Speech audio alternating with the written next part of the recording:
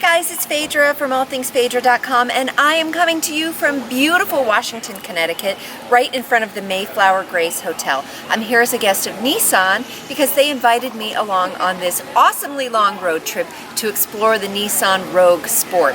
Right now, I'm on the grounds of the hotel surrounded by Nissan Rogue and Rogue Sport, and I want to show you both just so you can start to see the difference and appreciate the difference between the two. What you're looking at here is the Nissan Rogue that you already know and love. It's a popular family SUV, but Nissan has decided to make it a little bit sportier and introduce the Nissan Rogue Sport.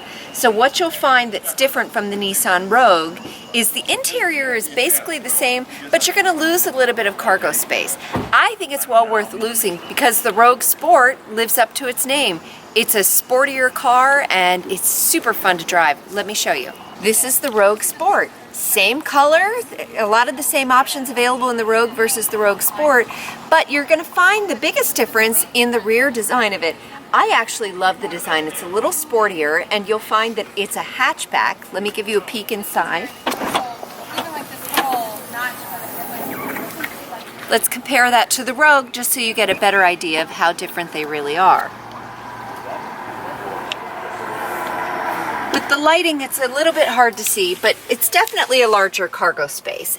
Maybe you don't need all that space, or maybe you don't want all that space, or maybe you get more value from having a shorter body design altogether. You decide, but before you decide, let me show you a little bit more about the Rogue Sport inside and out. So here we are back in Maryland, but the road trip is not over yet. I'm still about an hour from home, but we decided to stop and check out Northeast Maryland and get a closer look at the Nissan Rogue Sport. Overall, I love the way this drives. It's very sporty, it handles very well on the highway. I have 500 miles behind me to prove it. Let's take a look at the interior of the cargo space because this is where you're going to see the difference.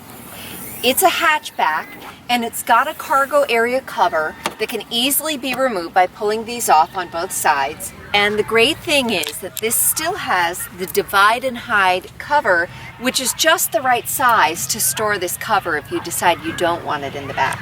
Of course, the seats can fold flat so you can still get full cargo space that way, but let's take a look inside. All right, this time you're not going to see the car in pristine condition because we've got 500 miles under our belt. You'll see we threw some gear back here. We even went antiquing in Connecticut. That's an old walking stick right there. But what you might notice is that you're going to lose a little leg room in the back, so keep that in mind if you've got some tall passengers that will be riding in the rear. Up front though, you're going to find an interior that's virtually identical to what you'll find in the Nissan Rogue.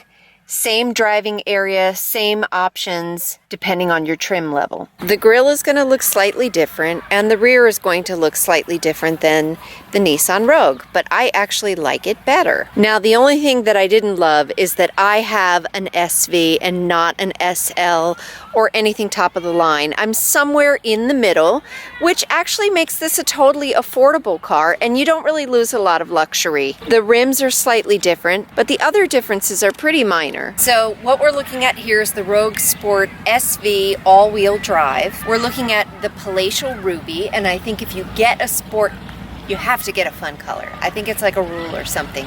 And the interior we're looking at is a charcoal cloth interior. That's part of the SV package.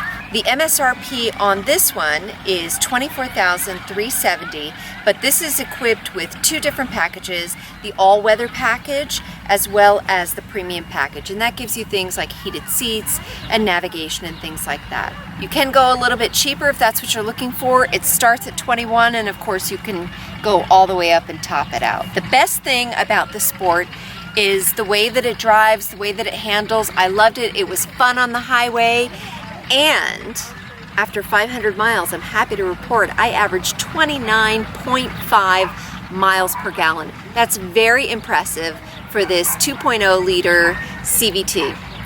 You want to follow along with more great car reviews, more great car adventures, and all kinds of other crazy things, then you know what to do. Like and subscribe. See you later.